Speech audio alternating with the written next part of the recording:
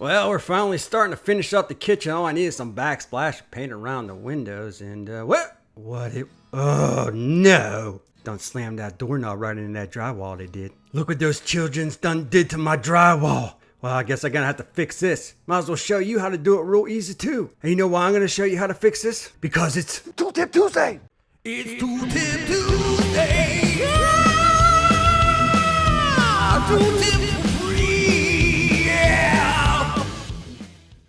I want to let you know, if you're a skilled drywall sheetrock installer, this hack is not for you. This trick is not for you. You already know how to do this. It's for the homeowner, somebody that doesn't do this all the time. So, you probably don't want to stick around for this video, but I'm gonna miss you.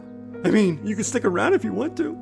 Oh, please don't go. I need the watch minutes on this video, please. Please stay.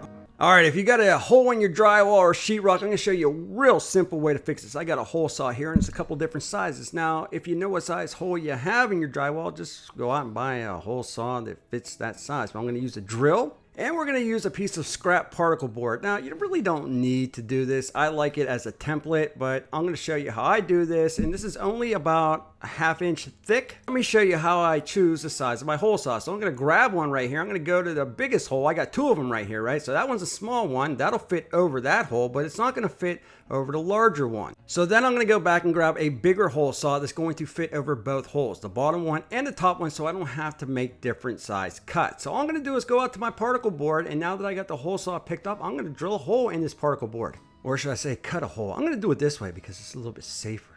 Now, again, you could probably do this without the template. I like it because, again, it offers you a little bit more control. So I'm just gonna cut that hole out like so, and I'm gonna put this over top of the hole in my drywall. Now I'm just gonna take this and cut that hole out right in the drywall using that template.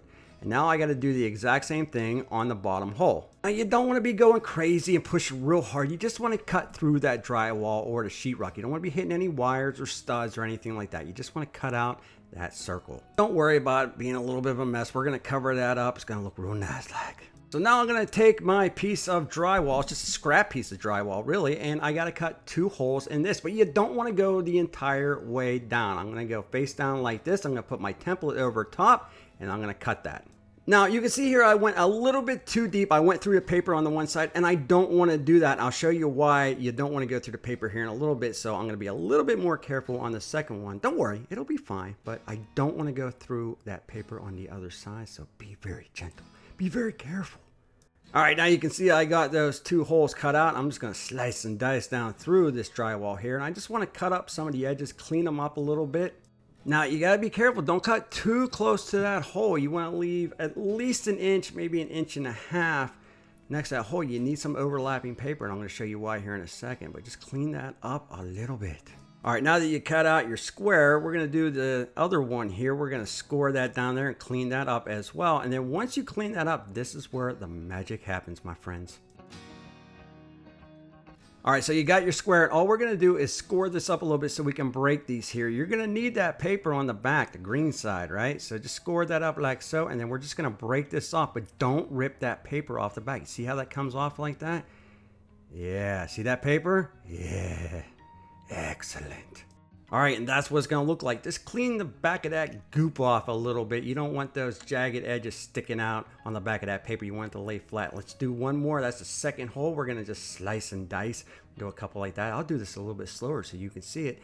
And all we're gonna do is break that up like so. Again, don't rip the back of that paper off. So you can see where I cut through a little bit too much. That's why you don't want to cut through too much. You want that paper on the front side to remain. So we're gonna keep on going, clean that up, clean it up. There you go. All right, now that looks exactly the same as the other one, and we're gonna take some mud, we're gonna throw it on the back of this paper right here like so. You're gonna put it on the actual cutout itself so it'll stick on the inside of the wall. You don't want this thing moving around. And then we're gonna put a little bit of mud on the outside of that hole, just so it does stick real nice like. And then once you do that, you're just gonna take this and put it right inside like so. And then you're gonna smooth that out. Now remember, this is your first coat. You're basically just trying to get this thing installed. So don't worry about it being perfect. Scrape that gabagoo on there. Joint compound, I'll show you what I'm using here towards the end. And then clean that up just a little bit. And again, that's just your first coat. Once you do that, you're gonna sand it down a little bit.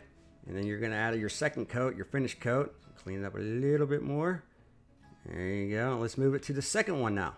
All right, we did the exact same thing to this. And you can see that paper I cut through. Again, you don't want to cut through that back piece. So we're gonna cut that. We're gonna throw it in like so. And we're gonna take that joint compound. We're just gonna spread it on through there. And again, don't worry, this is going to be, you know, your first coat where we're setting this thing up. So just take your trowel, fill that bad boy in a little bit. Don't worry about this thing being perfect. It's going to get a second coat, maybe even a third coat. You're just trying to get this thing installed. So, you know, don't drive yourself crazy.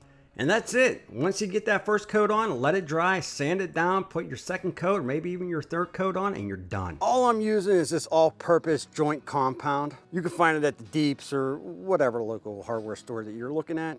And it's really as simple as that. You just sand that down. That's your first coat, and then you put your second coat on, your finished coat, sand that down, and you're ready for prime and paint. I hope you liked that Tool Tip Tuesday. I didn't like it very much. I hate drywall. But if this video did help you in any sort of way, please don't forget to smash that like button. Really appreciate it. I always appreciate you stopping by with that. We'll be back with more videos soon.